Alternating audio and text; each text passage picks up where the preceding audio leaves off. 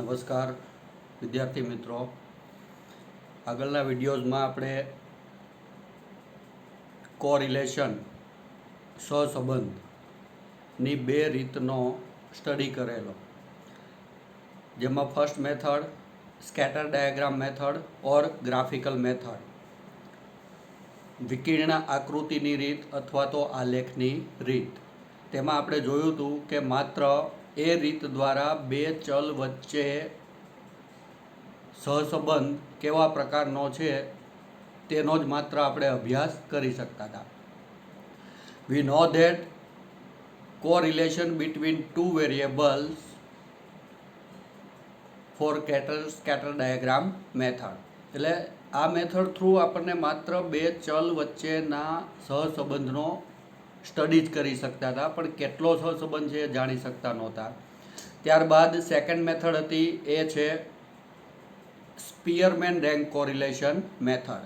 સ્પીયરમેન rank correlation method અથવા તો ક્રમાંક સહસંબંધની રીત, તો એમાં પણ તમે જોઈ ગયા ઘણા બધા આપણે એક્ઝામ્પલ શીખ્યા, અને હું એવી આશા રાખું છું કે તમે લોકોએ પ્રેક્ટિસ પણ કરી હશે, અને હજુ તમારે વધારે એક્ઝામ્પલ સોલ્વ કરવા હોય તો પણ હું તમને આપીશ, જેથી કરીને તમને ખબર પડે કે તમે જ્યાં સુધી જાતે નહીં સોલ્વ કરો ત્યાં સુધી તમને આવડશે નહીં. અહીંયા હું જેટલા પણ એક્ઝામ્પલ તમને કરાવું છું અથવા તો તમે જુઓ છો, તો એ પણ સાથે સાથે તમે નોટ અને પેન લઈને બેસો અને બુક તમે બનાવો. મિત્રો, બુક તમે નહીં બનાવો તો આગળ પછી રિવિઝન કરવા સમયે મે બી એવું બની શકે કે ચેનલમાં તમને ત્યારે વિડીયો અવેલેબલ ના પણ હોય. એટલે બને ત્યાં સુધી તમે દરેકે દરેક સબ્જેક્ટની બુક્સ છે એ બનાવશો તો વધારે રિવિઝન વખતે તમને ઉપયોગી થશે. ઓકે, તો બીજી મેથડની અંદર ક્રમાંક સહસંબંધની રીતની અંદર તમે જોયું હતું કે કેવી રીતના આપણે સહસંબંધ મેળવતા હતા. એમાં પણ હજી તમને હું પ્રેક્ટિસ માટે એક્ઝામ્પલ આપીશ. હવે જે આપણે શીખવાનું છે એ છે ત્રીજી મેથડ, અને એ ત્રીજી મેથડ છે કાર્લ પિયર્સનના સહસંબંધાંકની રીત, method of Karl Pearson correlation coefficient. હવે કાર્લ પિયર્સનની જે મેથડ છે એ મેથડની અંદર તમે જોઈ શકશો કે અહીંયા આગળ ઘણી બધી એની ફોર્મ્યુલાઓ છે, એના સૂત્રો છે. હવે મિત્રો, અહીંયા તમે જોઈ શકો છો કે લગભગ 6 સૂત્ર મેં અહીંયા લખ્યા છે. જનરલી આપણે આટલા સૂત્રોનો ઉપયોગ થાય છે આપણા અભ્યાસક્રમ પ્રમાણે. તો અહીંયા આગળ 6 ફોર્મ્યુલા છે. Karl Pearson method, formula for calculating correlation coefficient as follow. Karl પિયર્સનની રીતે સહસંબંધાંક મેળવવા માટેના સૂત્રો આપણને જુદા જુદા આપેલા છે. હવે અહીંયા આગળ તમને કહી દઉં કે આ સૂત્રો બધા લખી લેજો. સૂત્રોની અંદર 6 સૂત્ર છે. There are 6 formula in this method. દરેક ફોર્મ્યુલાથી આન્સર એક સરખો જ આવવાનો છે. તો હવે પ્રશ્ન એ થાય કે તો આટલી બધી ફોર્મ્યુલા આપણે યાદ શું કામે રાખવી? એક જ ફોર્મ્યુલા આપણે યાદ રાખી અને એક જ ફોર્મ્યુલાથી, એક જ સૂત્રથી આપણે કોઈ પણ દાખલો ગણીએ તો આપણને જવાબ મળવાનો જ છે. યસ, રાઈટ, જવાબ તો આપણને મળશે, પણ ફેર માત્ર એટલો પડવાનો છે કે જે જગ્યાએ જે ફોર્મ્યુલા, જે સૂત્ર તમારે લેવાનું છે એ સૂત્ર તમે નહીં લેશો તો તમારી ગણતરી છે એ અઘરી બનશે.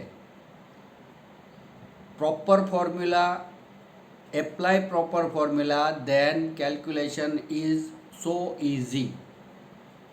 If you are not apply proper formula, then calculation is very complicated. જ્યાં તમારે જે સૂત્ર લેવાનું છે એ સૂત્ર તમે નહીં લ્યો અને એની જગ્યાએ તમે બીજું સૂત્ર લેશો તો માત્ર તમારી ગણતરી અઘરી બનશે. હવે ગણતરી અઘરી બને એટલે શું થાય? તો કે ભૂલ પડવાના ચાન્સીસ છે એ વધી જાય, અને ભૂલ પડવાના ચાન્સીસ વધે એટલે શું થાય? તો કે આપણું એક્ઝામ્પલ છે એ ખોટા પડવાના ચાન્સીસ છે એ વધે. અને એક્ઝામ્પલ ખોટો પાડવા માટે માત્ર કોઈ પણ જગ્યાએ એક જ તમારી મિસ્ટેક કાફી છે. તમને એક સિમ્પલ એક્ઝામ્પલ આપું. દાખલા તરીકે હું તમને એમ કહું કે તમે 100 લખો, રાઇટ ડાઉન 100. ઓકે, તો તમે વિધિન 2 સેકન્ડની અંદર યુ કેન રાઇટ 100. તમે 2 સેકન્ડની અંદર 100 લખી નાખશો. પણ હવે હું તમને એમ કહું રાઇટ ડાઉન 1 કરોડ, તમે 1 કરોડ લખો, તો ઘણા બધા સ્ટુડન્ટ્સને ડિફિકલ્ટીસ થશે. તમે જોજો તમારે કરોડ લખવા માટે કેટલા પાછળ ઝીરો લગાવવા પડે, એ તમારે લખ્યા પછી તમારે ઝીરો કાઉન્ટ કરવા પડશે. અને ઝીરો કાઉન્ટ કર્યા પછી ઘટતો હશે તો તમે પાછો એડ કરશો, વધતો હશે તો એકાદો કાઢી નાખશો. તો આ શું થઈ ગયું? તો કે લાર્જ વેલ્યુ આવી, ખૂબ જ મોટી કિંમત આવી, એટલે તમને ગણતરી અઘરી થઈ. અને ગણતરી અઘરી થઈ એટલે શું થાય? તો કે ભૂલ પડવાના ચાન્સ છે એ વધી જાય. એની જગ્યાએ એકદમ નાની હતી તો તમારે 100 લખતા વાર લાગતી નથી. તો સેમ એવું જ અહીંયા છે કે હવે અહીંયા જુદી જુદા તમારી પાસે ફોર્મ્યુલાઓ છે, એટલે કે જુદા જુદા તમારી પાસે સૂત્રો છે. તો એ સૂત્રનો આપણે ઉપયોગ કેવી રીતના કરવો? જો તમે પ્રોપર સૂત્રનો ઉપયોગ કરશો, પ્રોપર ફોર્મ્યુલા અપ્લાય કરશો, તો તમારો આન્સર છે એ સરળતાથી આવી જશે. અને જો તમે જે રીતના આપણે આન્સર લાવવો છે અને એ રીતના તમે કેલ્ક્યુલેશન અથવા તો એ રીતના તમે સૂત્રનો ઉપયોગ નહીં કરો તો આન્સર આવશે નહીં.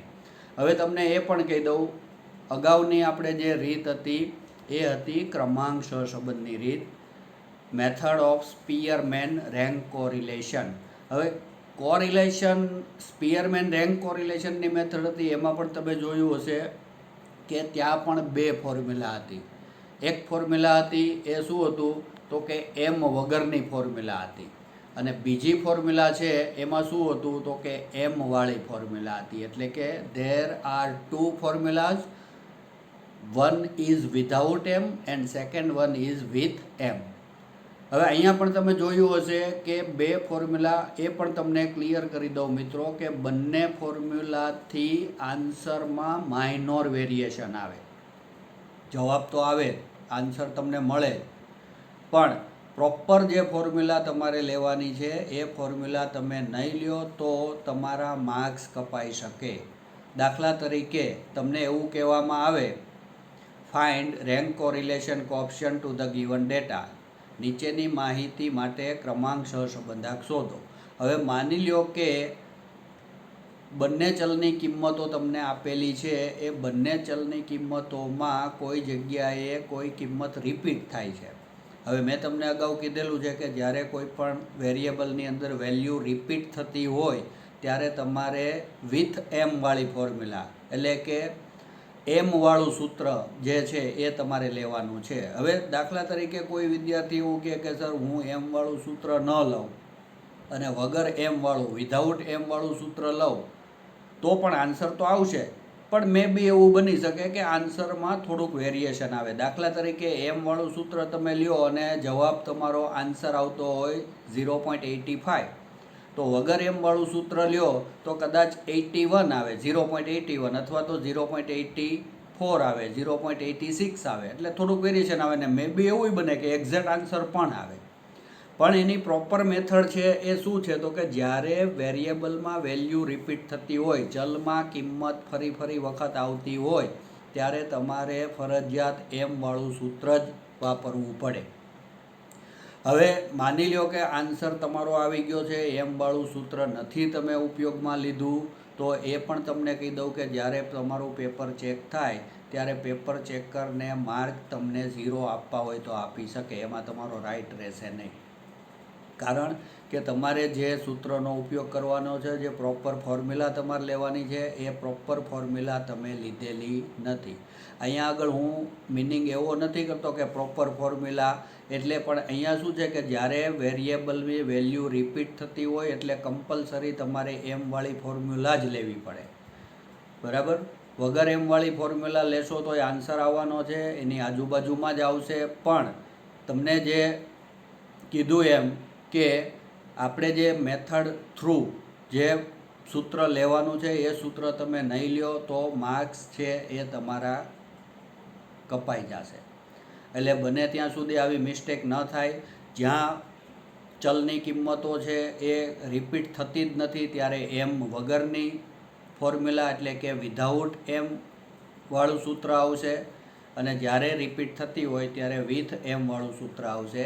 એમાં પણ મિત્રો તમારે હજુ પ્રેક્ટિસ કરજો. સ્ટેટિસ્ટિક્સની અંદર પ્રેક્ટિસ છે એ જ મોસ્ટ ઇમ્પોર્ટન્ટ છે, તમને આવડવા માટે, તમારો ઇન્ટરેસ્ટ છે એ ડેવલપ કરવા માટે. અહીંયા આગળ આપણા ચેપ્ટર લગભગ બધા એવા જ છે કે જે તમે ઓલરેડી 12થની અંદર શીખી ગયા છો, અને બધા ચેપ્ટરો લગભગ એવા જ છે કે જે તમે શીખી ગયા છો, માત્ર તમારે રિપીટ જ કરવાના છે. હા, પણ 12થમાં જે તમે શીખાતા એ 12th લેવલનું હતું. હવે તમારે જે શીખવાનું છે એ થોડું ડીપમાં આવશે, બરાબર? તો તમે જે રેન્ક કોરિલેશન મેથડ શીખાતા એ રેન્ક કોરિલેશન મેથડમાં પણ હજી તમારે વધારે પ્રેક્ટિસ કરવી હોય તો એ પ્રેક્ટિસ માટે પણ હું તમને એક્ઝામ્પલ આપીશ. તમે પ્રેક્ટિસ કરજો, અને જ્યાં સુધી તમે જાતે પ્રેક્ટિસ નહીં કરો ત્યાં સુધી તમને તમારામાં ઇમ્પ્રુવમેન્ટ આવશે નહીં, બરાબર? જાતે પ્રેક્ટિસ એટલા માટે કરવાનું કહું છું કે કોઈ જગ્યાએ માઇનોર મિસ્ટેક થતી હોય તો એ મિસ્ટેક છે એ તમારી દૂર થશે. હવે અહીંયા આગળ આ જે રીત આપણે શીખવાની છે, કાર્લ પિયર્સનની રીત અથવા તો method of Karl Pearson correlation coefficient. તો એમાં જુદી જુદી 6 સૂત્રો છે, જુદા જુદા 6 સૂત્રો છે. There are 6 different formulas in this method. હવે અહીંયા મેં તમને કીધું કે પ્રોપર ફોર્મ્યુલાનો ઉપયોગ કેવી રીતના કરવો, પ્રોપર સૂત્રનો ઉપયોગ કેવી રીતના કરવો. મેં તમને અગાઉ પણ કીધું કે કોઈ પણ સૂત્રનો ઉપયોગ તમે કરી શકો, બધાથી આન્સર સેમ આવે, બરાબર? ખાલી ગણતરી છે એ અઘરી બનશે. ઘણી વખત શું થાય કે તમારે દાખલા તરીકે ફર્સ્ટ નંબરની ફોર્મ્યુલા છે એ ફર્સ્ટ નંબરની ફોર્મ્યુલાની જગ્યાએ તમે બીજી ફોર્મ્યુલા લ્યો છો, એટલે કે પહેલું સૂત્ર લેવાનું છે એની જગ્યાએ બીજું સૂત્ર લીધું, બીજાની જગ્યાએ ત્રીજું લીધું, બરાબર? તો શું થાય? ગણતરી અઘરી બને. હવે અઘરી બને એટલે શું થાય? તો કે અઘરી બને એટલે તમારા આંકડાઓ છે ને એ ખૂબ જ મોટા આવવા માંડે, અને મોટા આંકડાઓ આવે એટલે ગણતરીમાં ભૂલ થવાના ચાન્સીસ છે એ વધી જાય, મિસ્ટેક થવાની જ છે, મોટા આંકડાઓ હશે એટલે. તમે જ્યારે જે સૂત્ર લેવાનું છે, પ્રોપર ફોર્મ્યુલા તમારે જે એપ્લાય કરવાની છે એ તમે એપ્લાય કરશો તો એવા કેસની અંદર શું થશે કે તમારું ગણતરી એકદમ ઇઝી થઈ જશે. હવે ગણતરી ઇઝી થઈ જાય એટલે બે બેનિફિટ તમને એના મળે. ફર્સ્ટ બેનિફિટ એ મળે કે તમે ઝડપથી એક્ઝામ્પલ ગણી શકો, અને બીજો બેનિફિટ એ મળે કે ઝડપથી એક્ઝામ્પલ ગણવાની સાથે એની અંદર ભૂલ થવાના ચાન્સીસ એકદમ ઓછા રહે. બીજા નંબરમાં તમારે કેલ્ક્યુલેટરનો ઓછામાં ઓછો ઉપયોગ કરવો પડે. મિત્રો, તમને ખબર જ છે કે એક્ઝામમાં આપણી પાસે લિમિટેડ ટાઈમની અંદર આપણે આખું પેપર સોલ્વ કરવાનું હોય, તો જ્યારે ગૂંચવડાભરી માહિતી હોય એટલે કે કોમ્પ્લિકેટેડ કેલ્ક્યુલેશન હોય એટલે એક જ એક્ઝામ્પલ જે 5 મિનિટમાં સોલ્વ કરવાનો છે એમાં તમારે 15-20 મિનિટ થઈ જશે. અને સ્ટેટિસ્ટિક્સ સબ્જેક્ટ એવો છે કે એક વખત તમે એક્ઝામ્પલમાં ગૂંચવાઈ ગયા પછી તમને ખબર નહીં પડે કે મેં એક્ઝામ્પલની અંદર કેટલો સમય આપી દીધો. એટલે બને ત્યાં સુધી પ્રોપર સૂત્રનો ઉપયોગ કરી અને પછી જ ગણતરી તમારે કરવાની છે. આપણે ટાઈમની અત્યારે કોઈ પણ એક્ઝામ્પલ તમે સોલ્વ કરવા બેસો છો તો તમારે અત્યારે ટાઈમિંગ જોવાનું નથી. ભલે એક જ એક્ઝામ્પલ સોલ્વ કરવા માટે તમારે 20 મિનિટ થાય, અડધો કલાક થાય, ચાલશે, પણ આપણે આન્સર સાચો જોઈએ છીએ. જ્યાં સુધી તમે કરેક્ટનેસ તમારામાં નહીં આવે, જ્યાં સુધી આન્સર સાચો આવશે નહીં, ત્યાં સુધી તમને એક્ઝામ્પલ ગણવાની ઈચ્છા થશે નહીં. એટલે નિરાતે ગણો, મિસ્ટેક ન થાય એનું ધ્યાન રાખો, અને આન્સર સાચો આવવો જોઈએ. હવે અહીંયા આગળ તમારે નોટ ને પેનની અંદર લગભગ બને ત્યાં સુધી દરેક સબ્જેક્ટની તમે બુક બનાવજો, કારણ કે આ બુક તમારી બનાવેલી હશે તો રિવિઝન કરતી વખતે તમને તકલીફ પડશે નહીં. મે બી એવું બની શકે કે ફ્યુચરની અંદર યુટ્યુબ ઉપરથી વિડીયો લઈ લેવામાં પણ આવી શકે, બરાબર? એટલે બને ત્યાં સુધી ઘણા સ્ટુડન્ટને એવું હશે કે યુટ્યુબમાં છે જ ને વિડીયો, આપણે ગમે ત્યારે જોઈ શકીશું. નો ડાઉટ અત્યારે રાખ્યા છે, પણ બની શકે એવું કે ઘણી વખત કોઈ ડિસિઝન એવું આવે ને એના હિસાબે આપણે વિડીયોને ત્યાંથી લેવા પડે તો તમને પછી વધારે પ્રેક્ટિસ માટે અથવા તો તમને એમ થાય કે ત્યારે આપણે જોઈ લેશું ને ત્યારે વિડીયો અવેલેબલ ના હોય અને પછી તમે બધી બાજુથી રહ્યો, એ કરતાં બેટર છે કે તમે સાથે સાથે નોટબુક બનાવતા જાઓ. એકદમ ઇઝીલી તમને અહીંયા હું એક્સપ્લેન કરું છું. બંને student BBA, BCom, English medium, Gujarati medium એવી રીતના જ આપણે વિડીયોઝ બનાવ્યા છે કે બધા સ્ટુડન્ટને સમજાઈ જાય અને કોઈને કોઈ પણ જાતના ક્વેશ્ચન છે એ અરાઇઝ ન થાય. તેમ છતાંય તમને કોઈ પણ ડાઉટ હોય તો તમે એ ડાઉટનું સોલ્યુશન છે એ તમે મને વોટ્સઅપ થ્રુ કહી શકો છો, જેનું આપણે સોલ્યુશન હું તમને આપીશ. ઓકે, હવે અહીંયા આગળ આપણી પાસે 6 સૂત્રો છે. એમાં પહેલું છે R is equal to sigma x minus x bar second bracket y minus Y bar. Sigma કાઉન્સમાં x minus x bar second બ્રેકેટમાં y minus Y bar divide by root sigma into bracket x minus x bar whole square second bracket sigma Y minus Y bar whole square. એટલે કે ભાગાકારની અંદર છે વર્ગમૂળની અંદર sigma x minus x bar એનો આખાનો વર્ગ અને બીજા વર્ગમૂળની અંદર સિગ્મા વાય માઇનસ વાય બાર એના આખાનો વર્ગ. હવે અહીંયા આગળ મેં તમને લખ્યું છે બાજુમાં when X bar and Y bar are integer. જ્યારે એક્સ બાર અને વાય બાર એટલે કે બંને મધ્યકો એક્સ બાર અને વાય બારની કિંમતો તમને પૂર્ણાંકમાં મળતી હોય એટલે કે એક્ઝેક્ટ વેલ્યુ મળતી હોય ત્યારે તમારે આ સૂત્રનો ઉપયોગ કરવાનો છે. When X bar and Y bar are integer or exact value of both the means, then this formula can be applied. Okay, તમને માની લો કે x બાર મેળવો છો, y બાર તમે મેળવો છો. x bar y bar means mean of x is called x bar and mean of y is called y bar. એટલે કે x નો મધ્યક છે એને x બાર કહેવાય અને y ના મધ્યકને શું કહેવાશે? y બાર કહેવાશે. બરાબર.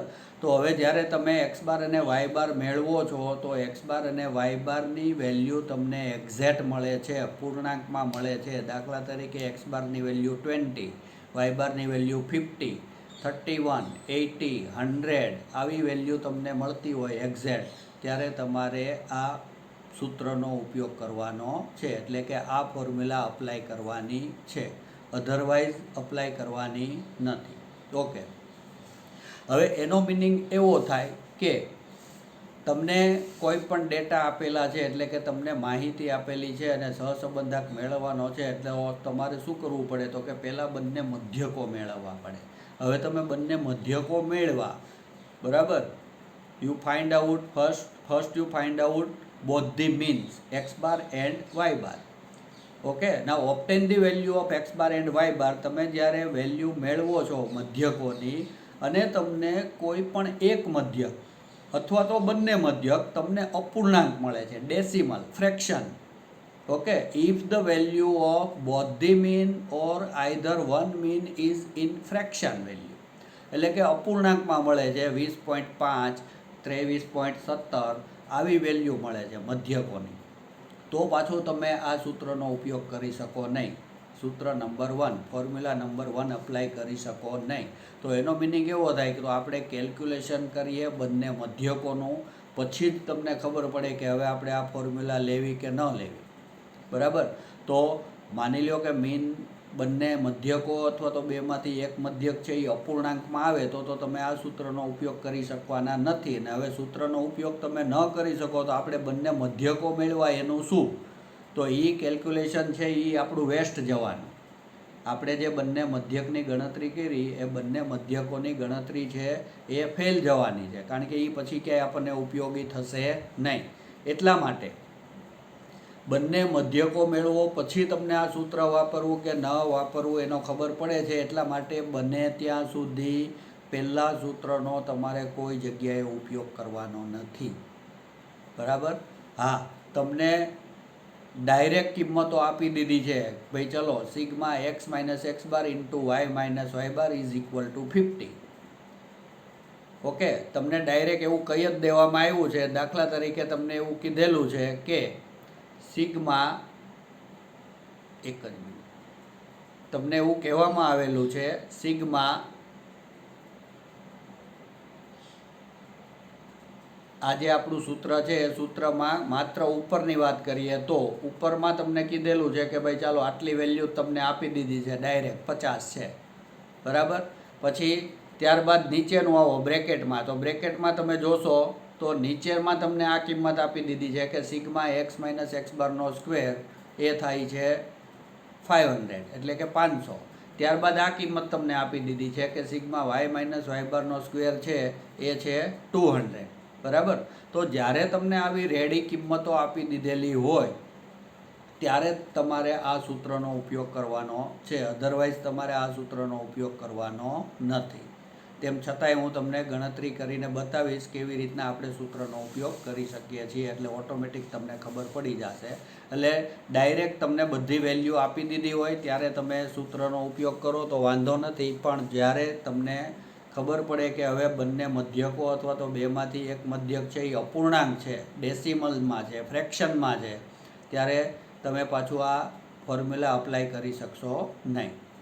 ત્યારબાદ ફોર્મ્યુલા નંબર 2, સૂત્ર number 2, R is equal to N sigma X Y minus bracket into bracket sigma X into bracket sigma Y upon under root N into sigma X square minus sigma X whole square.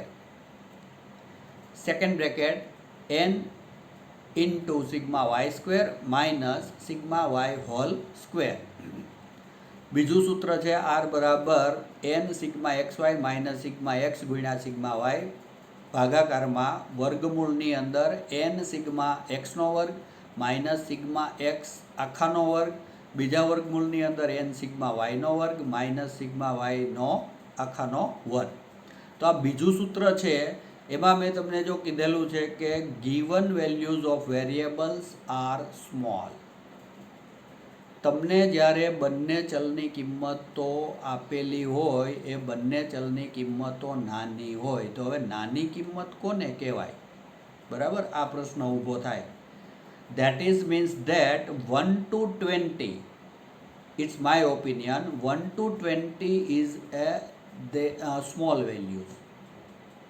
1 to 20 is a small value. 1 થી 20 સંખ્યાઓ એવી છે કે જેને આપણે નાની સંખ્યાઓ કહી શકીએ, બરાબર. હવે 1 થી 20 નાની સંખ્યાઓને હું શું કામ નાની સંખ્યાઓ કહું છું, તો દાખલા તરીકે 1 થી 20 સંખ્યાઓ એવી છે કે જેમાં તમને અંદરો અંદર કિંમતોનો ગુણાકાર કરવામાં આવે અથવા તો એના વર્ગો કરવાના હોય તો લગભગ તમારે ક્યાંય કેલ્ક્યુલેટરની જરૂર પડશે નહીં, બરાબર. એટલે કે સામાન્ય રીતે 1 થી 20ની અંદર, પછી 1 થી 15ની, 1 થી 10ની અંદર એઝ યુ લાઈક. તમને એમ થાય કે મને 1 થી 10 નાની કિંમતો લાગે છે તો 1 થી 10, 1 થી 15 સુધી હોય તો 1 થી 15. પણ આ બધી કિંમતો એવી છે કે એનો તમારે સ્ક્વેર કરવો હોય તોય તમારે કેલ્સીની જરૂર નહીં પડે, ઇન્ટરનલ મલ્ટિપ્લિકેશનમાં પણ તમારે કેલ્સીની જરૂર પડશે નહીં. ઓર જનરલી હું તમને એવું કહું કે 9 સ્ક્વેર એટલે બધાને ખબર જ હોય કે 81 જ થાય, અને એમાં તમારે કંઈ કેલ્સીની જરૂર ન પડે કે ભાઈ 9 સ્ક્વેર સરે કીધું છે એટલે આપણે 9 × 9 કરીએ, બરાબર. એટલે બને ત્યાં સુધી તમારે કેલ્સીનો ઓછામાં ઓછો ઉપયોગ થાય, એટલે ઓછામાં ઓછો ઉપયોગ થશે ને એટલે તમે ઝડપથી આન્સર લઈ આવી શકશો. અને મેં તમને કીધું ને કે શરૂઆતમાં ભલે આપણે સમય લાગે, એક એક્ઝામ્પલ ભલે 20 મિનિટે સોલ્વ થાય, પણ આન્સર આવવો જરૂરી છે, કારણ કે સાચો આન્સર એક વખત આવી જશે ને એટલે તમારો ટાઈમ રિડ્યુસ ઓટોમેટિક થઈ જશે. પછી તમારો એક્ઝામ્પલ કોઈ પણ 20 મિનિટનો એક્ઝામ્પલ છે ને એ તમે 10 મિનિટમાં સોલ્વ કરશો. એટલે 5 મિનિટવાળો એક્ઝામ્પલ છે એ 3 મિનિટમાં સોલ્વ થઈ જશે. પણ ક્યારે કે એક વખત તમને ગ્રીપ આવી જાય, અને એ ગ્રીપ તો જ આવશે કે જો તમે સાચા આન્સર લઈ આવશો તો. અને સાચા આન્સર માટે આપણે પહેલાં સ્પીડ જરૂરી નથી. ઓકે, તો બીજું જે સૂત્ર છે એમાં સામાન્ય રીતે બંને ચલની કિંમતો 1 થી 20, 1 to 20, given values of both the variables are 1 to 20, then second formula can be applied to find out correlation coefficient. જ્યારે 1થી 20ની અંદર કિંમતો આપેલી હોય ત્યારે તમારે આ n સિગ્મા XY વાળા સૂત્રનો ઉપયોગ કરવાનો છે. અરે તો જ તમારી ગણતરી છે એ એકદમ કેવી બની જશે? સહેલી બની જશે. બરાબર. ત્યારબાદ સૂત્ર number 3, formula number 3, R is equal to n sigma UV minus into bracket sigma U second bracket sigma V whole divided by under root n sigma U square minus sigma U whole square into second bracket second under root n sigma V square minus sigma V whole square.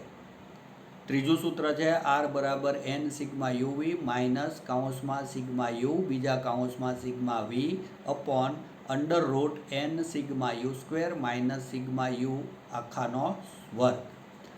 બીજા વર્ગમૂળની અંદર n sigma V square minus sigma V આખાનો વર્ગ. હવે ત્રીજું સૂત્ર છે ને એ સહસંબંધાંકની અંદર કોરિલેશનની અંદર માસ્ટર કી છે. એટલે કે કોઈ પણ જગ્યાએ તમે આ સૂત્રનો ઉપયોગ કરી શકશો. કારણ કે તમને કોઈ પણ પ્રકારની માહિતી આપેલી હશે, if you have any type of given data then this formula can be applied. This formula is a master key. એટલે માસ્ટર કી તો સામાન્ય રીતે તમે સમજો જ છો કે ભાઈ માસ્ટર કી એટલે લગભગ ઘણા બધા તાળાઓને ચાવી એક જ હોય અને ઘણા બધા તાળાઓ તમે ખોલી શકો છો. એવી જ રીતના આ ફોર્મ્યુલા છે એ માસ્ટર કી છે. તમને ગમે તેવા ડેટા આપેલા હોય તો દરેક જગ્યાએ તમે આ સૂત્રનો ઉપયોગ કરી શકશો. અને અહીંયા મેં તમને કીધેલું છે given values of variables are very small or in fraction or very large. Very large means about 20. બંને ચલની કિંમતો અથવા તો બેમાંથી એક ચલની કિંમતો અપૂર્ણાંક હોય અથવા તો ખૂબ જ મોટી હોય. અને મોટી કિંમતો આપણે એને કહીએ છીએ કે 20 કરતાં મોટી. કારણ કે આપણે અગાઉના સૂત્રમાં એવું કીધું હતું, મેં નાની કિંમતો એટલે સામાન્ય રીતે 1થી 20, પણ આપણે હવે મોટી કિંમતો કહીએ છીએ એટલે મોટી કિંમતમાં 20થી ઉપરની જે કિંમતો છે એને આપણે મોટી કિંમતો કહેશું. અને બીજી અપૂર્ણાંક. અપૂર્ણાંક એટલે કે તમને ઘણી વખત પોઈન્ટમાં કિંમતો આપેલી હોય કે ભાઈ ચલો એક ચલની કિંમત છે 0.20, 0.21, 0.22. The values of x is 0.20, 0.25, 0.50. આવી તમને ફ્રેક્શન વેલ્યુ આપી છે અથવા તો તમને લાર્જ વેલ્યુ આપી છે. ફોર એક્ઝામ્પલ એક્સની કિંમત છે એ 100 આપી હોય, 200 આપી હોય, 500 આપી હોય અથવા તો 1000, 1500 આવી તમને વેલ્યુ આપી છે. The given values of x is very large. For example 1000, 1200, 1500, 2000, 3000. Okay. તો જ્યારે તમને ખૂબ જ મોટી કિંમતો આપી હોય અથવા તો તમને ખૂબ જ નાની કિંમતો આપી હોય ત્યારે પણ તમે 3 નંબરની ફોર્મ્યુલા n સિગ્મા UV એટલે કે 3 નંબરનું સૂત્ર છે એનો તમારે ઉપયોગ કરવાનો છે.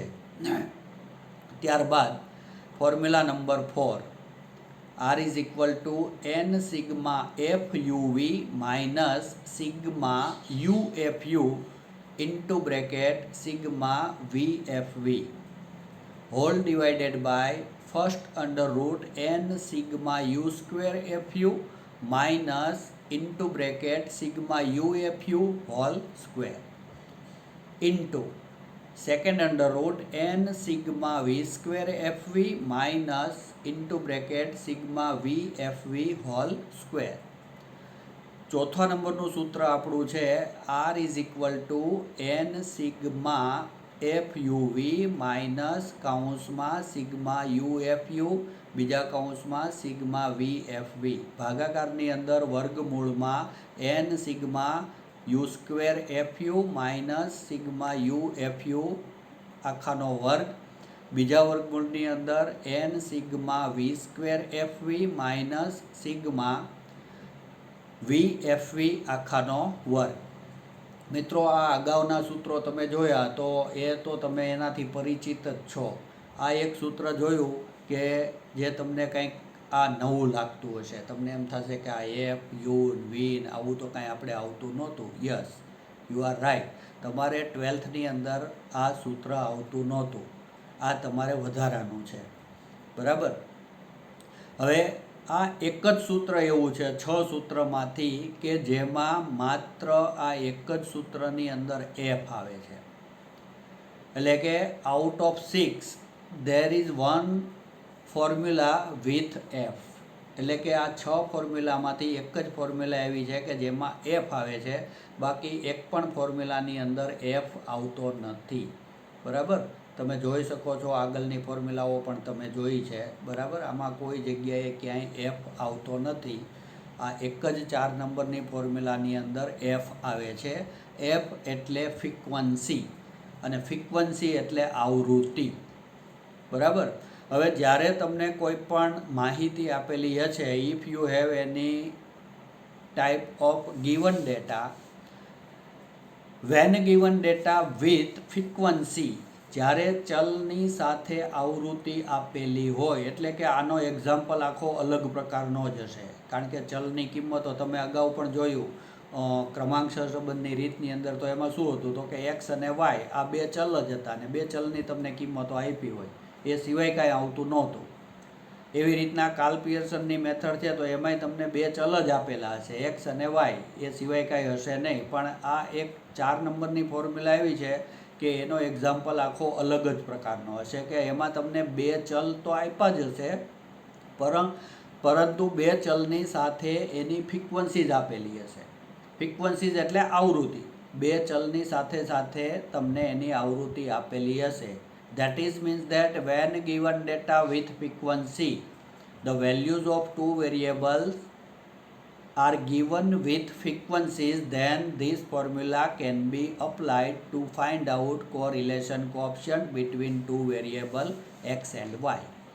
એટલે કે જ્યારે તમને બે ચલની કિંમતો આવૃત્તિ સાથે આપેલી હોય ત્યારે તમારે આ એફવાળા સૂત્રનો ઉપયોગ કરી અને બે ચલ વચ્ચેના સહસંબંધકની કિંમત મેળવવાની છે. Next one, formula number 5. R is equal to sigma xy minus n into x bar into y bar whole divided by n into sx into sy. સૂત્ર નંબર 5, R બરાબર sigma xy minus n x બાર y બાર ભાગ્યા n sx sy. sx sy એટલે શું થાય? પ્રમાણિત વિચલન. sx is a standard deviation of x and sy is a standard deviation of y. x નું પ્રમાણિત વિચલન છે એને sx કહેવાય અને y નું પ્રમાણિત વિચલન છે એને શું કહેવાશે? sy. એટલે કે આ સૂત્રનો ઉપયોગ ક્યારે તમારે કરવાનો છે તો કે જ્યારે તમને બંને મધ્યકો આપેલા હોય અને સાથે સાથે તમને બંને પ્રમાણિત વિચલનો આપેલા હોય ત્યારે તમારે આ સૂત્રનો ઉપયોગ કરવાનો છે. When given both the means x bar and y bar and also given both the standard deviation sx and sy, then this formula can be used. Next one, number 6. Formula number 6, last one, R is equal to co into bracket xy whole divided by sx into sy. When given, co means covariance. Covariance means સહવિચરણ. જ્યારે તમને covariance આપેલું હોય અને બંને standard deviation આપેલા હોય ત્યારે તમારે ફોર્મ્યુલા નંબર 6 અપ્લાય કરવાની છે. એટલે કે જ્યારે તમને સહવિચરણ અને બંને પ્રમાણિત વિચલન આપેલા હોય અને ત્યારે તમારે સહસંબંધક મેળવવાનો હોય ત્યારે તમારે આ સૂત્રનો ઉપયોગ કરવાનો છે.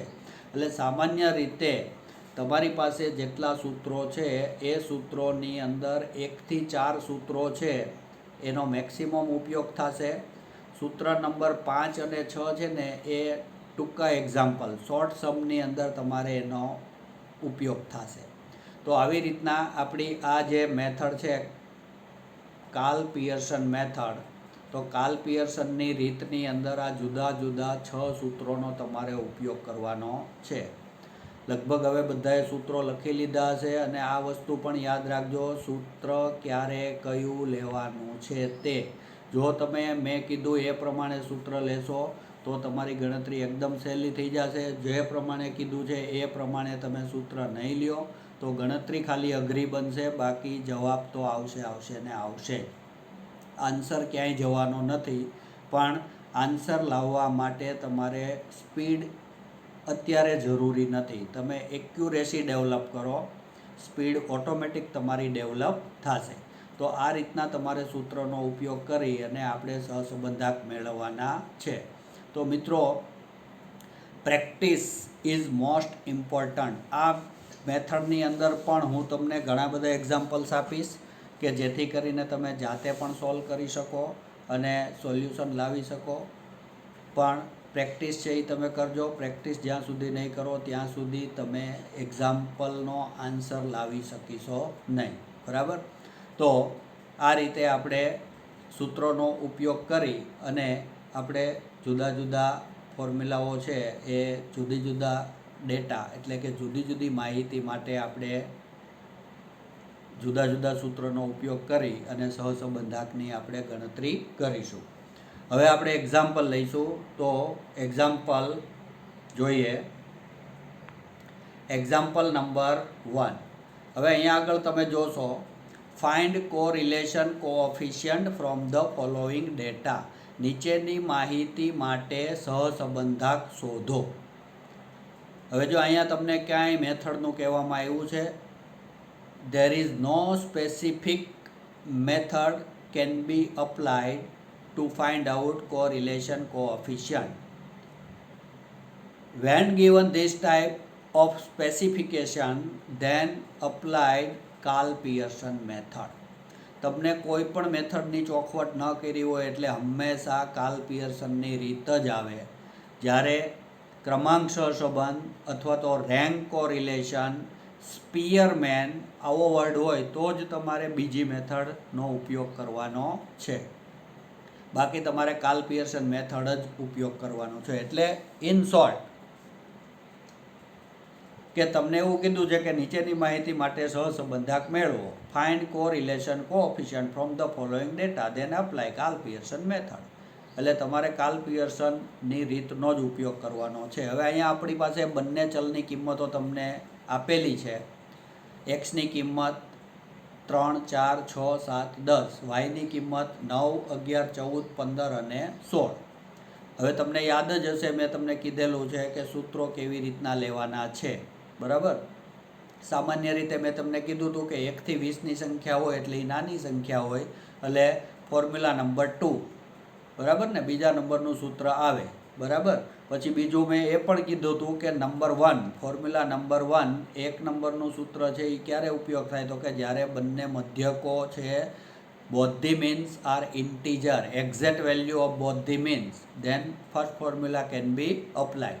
તો હવે અહીંયા આગળ આપણે આની કેલ્ક્યુલેશન કરીશું, એની ગણતરી કરીએ તો અહીંયા મિત્રો તમે જોઈ શકો છો એક્સ ચલ અને વાય ચલની કિંમતો જે આપેલી છે એમાં એક્સનું ટોટલ 30, વાયનું ટોટલ 65.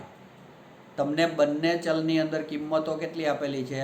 5, એટલે કે 5 આપેલી છે.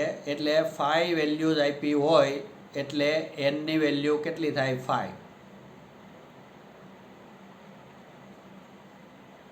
આ તમારી પાસે અહીંયા એન છે. બરાબર? તો એનની વેલ્યુ કેટલી થશે? 5. ઓકે. ત્યારબાદ તમે અહીંયા જોઈ શકો છો કે you can see n is equal to 5, x bar is equal to sigma x upon n. Sum of x is equal to 30. x નું ટોટલ 30 છે એટલે 30 ભાગ્યા 5, 30 divided by 5, x bar is equal to 6. 6 is a exact value. And y bar is equal to sigma y upon n. y નો મધ્યક y bar sigma Y upon N એટલે વાયનું total છે 65.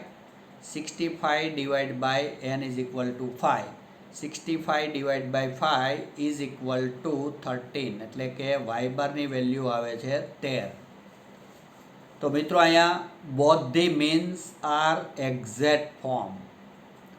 બંને મધ્યકો છે એ એક્ઝેક્ટ છે, અને બંને મધ્યકો એક્ઝેક્ટ હોય ત્યારે મેં તમને કીધું હતું કે first formula can be apply, એટલે કે પહેલા સૂત્રનો તમે ઉપયોગ કરી શકો છો. હા, અહીંયા તમારે બીજા નંબરની ફોર્મ્યુલા અપ્લાય કરવી હોય તો પણ થશે, because given data are small 1 to 20, both the values of both the variables are 1 to 20, that is means that the values are small values. If you have small values then apply second formula also. તો તમે પહેલા સૂત્રનો ઉપયોગ કરી શકો, બીજા સૂત્રનો પણ તમે ઉપયોગ કરી શકો. અહીંયા આગળ મેં તમને ખાલી પહેલું સૂત્ર સમજાવવા માટે મેં ઉપયોગમાં લીધું છે, કારણ કે બંને મધ્યકોની કિંમત આપણને એક્ઝેક્ટ ફોર્મમાં મળે છે, પૂર્ણાંકમાં મળે છે, એટલા માટે. તો હવે અહીંયા આગળ આપણે કેલ્ક્યુલેશન કરવાનું છે એક્સ માઇનસ એક્સ બાર. આ બધી જ એક્સની કિંમતો છે, એમાંથી તમારે આ એક્સ બારની વેલ્યુ કેટલી છે? 6, એને માઇનસ કરવાની છે. Next column is x minus x bar. obtain the different values of x minus values of x bar. Now subtraction between them. First value of x is 3, value of x bar is 6, so 3 minus 6 is equal to minus 3. પહેલી x ની કિંમત છે 3, આપણો મધ્યક કેટલો છે? 6, તો 3 માંથી 6 ને બાદ કરો એટલે અહીંયા કેટલા આવશે? -3. હવે બીજી કિંમત લઈએ, તો બીજી વેલ્યુ કેટલી છે? 4. 4 માઇનસ પાછો મધ્યક કેટલો છે? 6, તો 4 minus 6 એટલે કેટલા આવશે? -2.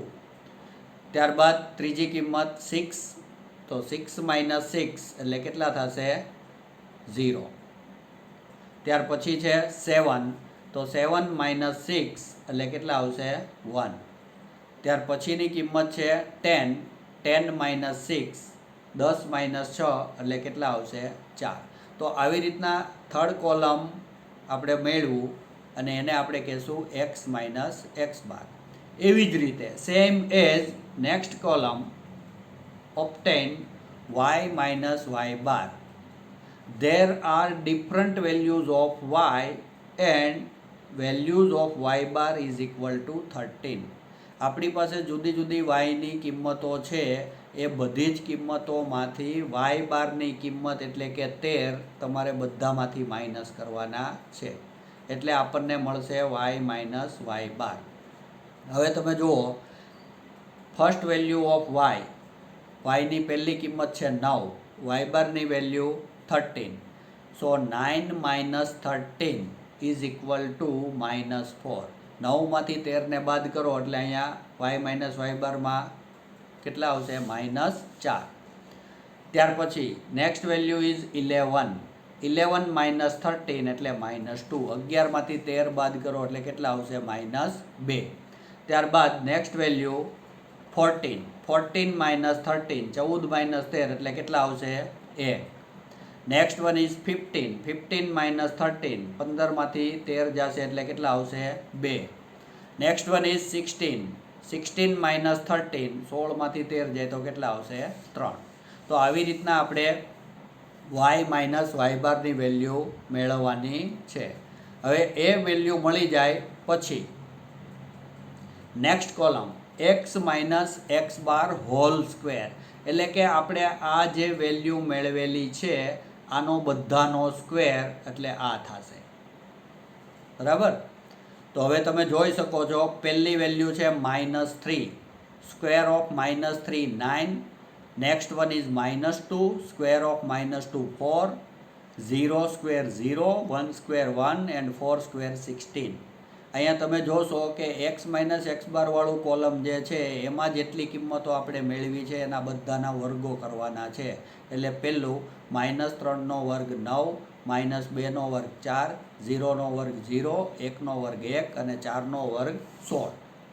ત્યાર પછીનું કોલમ છે એ છે y minus Y bar whole square. અહીંયા આવશે Y minus Y bar whole square. અમારા ભૂલથી એક્સ માઇનસ એક્સ બાર લખાઈ ગયું, એકચ્યુઅલી ત્યાં છે આ Y minus Y bar whole square. તો Y minus Y bar whole square તમારે અહીંયા લેવાનો છે. એટલે આ જે વેલ્યુ છે એનો તમારે સ્ક્વેર કરવાનો છે, બરાબર. તો હવે અહીંયા તમે Y minus Y bar whole square જોશો તો પહેલી કિંમત અહીંયા આગળ આવશે, તમે જોયું હશે, હા, -4 એનો સ્ક્વેર કેટલો આવશે 16, -2 square 4, 1 square 1, 2 square 4 and 3 square 9. એટલે કે વાય માઇનસ વાય બાર છે એનો સ્ક્વેર કરવાનો છે, એટલે એ આવશે -4નો સ્ક્વેર 16, -2નો સ્ક્વેર 4, બરાબર. પછી એવી રીતના છેલ્લે 3નો સ્ક્વેર 9, અને એનું ટોટલ આવશે એ છે 34, અને અહીંયા આગળ એક્સ માઇનસ એક્સ બારનું ટોટલ છે 30, બરાબર. ત્યાર પછી આ બંનેનો ગુણાકાર કરવાનો છે. બંનેનો ગુણાકાર એટલે કે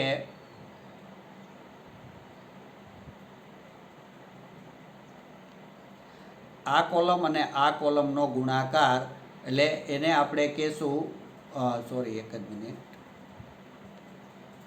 આ કોલમ અને આ કોલમનો ગુણાકાર કરવાનો છે, બરાબર. એટલે -3 અને -4, -3 મલ્ટીપ્લાય બાય -4 એટલે કેટલા આવશે 12, -2 એટલે કેટલા થશે 4, -2 ગુણ્યા -2 એટલે 4, એવી રીતના 0 ગુણ્યા 1 એટલે 0, 1 × 2 એટલે 2, 4 × 3 એટલે 12, 4 ગુણ્યા 3, 1 ગુણ્યા 2, 0 ગુણ્યા 1, -2 ગુણ્યા -2, -3 ગુણ્યા -4. તો આનું ટોટલ આવશે એ કેટલું થશે 30, બરાબર.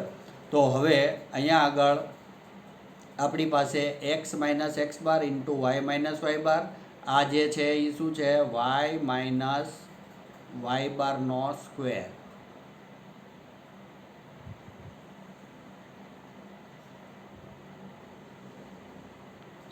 આ થશે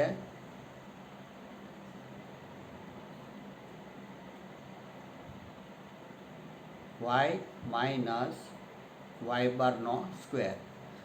આ જે છે એ એટલું સુધારી લેજો, વાય માઇનસ વાય બારનો સ્ક્વેર છે, ઓકે. તો હવે આપણે સૂત્રની અંદર કિંમતો લઈએ તો આપણી પાસે સૂત્ર છે, એ સૂત્રની અંદર અહીંયા તમે જોઈ શકો છો R = sigma x minus x bar into Y minus Y bar. અહીંયા પણ સિગ્માની સાઇન આવશે, અહીંયા પણ સિગ્માની સાઇન છે, એટલે અહીંયા આગળ તમે જોઈ શકો છો કે x minus x bar into Y minus Y bar એ કેટલા આવે છે 30, એટલે અહીંયા આવી ગયા 30. પછી સિગ્મા એક્સ માઇનસ એક્સ બારનો સ્ક્વેર, એટલે અહીંયા છે 30, એટલે અહીંયા આવી ગયા પહેલા વર્ગમૂળની અંદર 30. ત્યારબાદ સિગ્મા વાય માઇનસ વાય બારનો વર્ગ છે, એટલે વાય માઇનસ વાય બારનો વર્ગ એટલે એ છે 34, એટલે અહીંયા આવી જશે 34 બીજા વર્ગમૂળની અંદર, બરાબર. તો હવે આપણે ગુણાકાર કરીએ તો 30 ભાગ્યા 30 ગુણ્યા 34, બંનેનો સીધો ગુણાકાર કરી અને વર્ગમૂળ લઈ લેવાનું, એટલે એ વર્ગમૂળ થશે 31.94. તો 31.94, 30 ભાગ્યા 31.94 એટલે કેટલા આવશે 0.94. તો 30 / 31.94 = 94. તો આપણો આન્સર કેટલો આવશે 0.94. તો correlation coefficient between two variable is 0.94. તો આવી રીતના આપણે મિત્રો જુદા જુદા એક્ઝામ્પલ છે એનું કેલ્ક્યુલેશન કરવાનું છે. હું ઈચ્છું છું, અથવા તો એક્ઝામ્પલ આપણે જોયો તો એક્ઝામ્પલની અંદર લગભગ કોઈ જગ્યાએ કોઈ કન્ફ્યુઝન હશે નહીં, અને લગભગ બધું સમજાઈ ગયું હશે. એમ છતાં પણ કોઈને ડાઉટ હોય તો એ ડાઉટ છે એ ક્લિયર તમે કરી શકો છો. ખાલી અહીંયા સુધારી લેજો કે આ જે છે અગાઉ પણ મેં તમને જાણ કરેલી જ છે એ રીતના, કે અહીંયા વાય માઇનસ વાય બારનો સ્ક્વેર લખવાનું છે, અને એક અહીંયા ફોર્મ્યુલાની અંદર સિગ્મા લખવાનું ભૂલાઈ ગયું છે. એટલે આ બંને વસ્તુ છે એ પ્રોપર તમે લખજો. બરાબર. તો આવી રીતના આપણે દરેક એક્ઝામ્પલ છે એનું સોલ્યુશન લેવાનું છે. આશા રાખું છું કે આ રીતની અંદર લગભગ કોઈ કન્ફ્યુઝન હશે નહીં, અને એમ છતાં હશે તો આપણે સોલ્વ કરીશું. થેન્ક યુ વિદ્યાર્થી મિત્રો.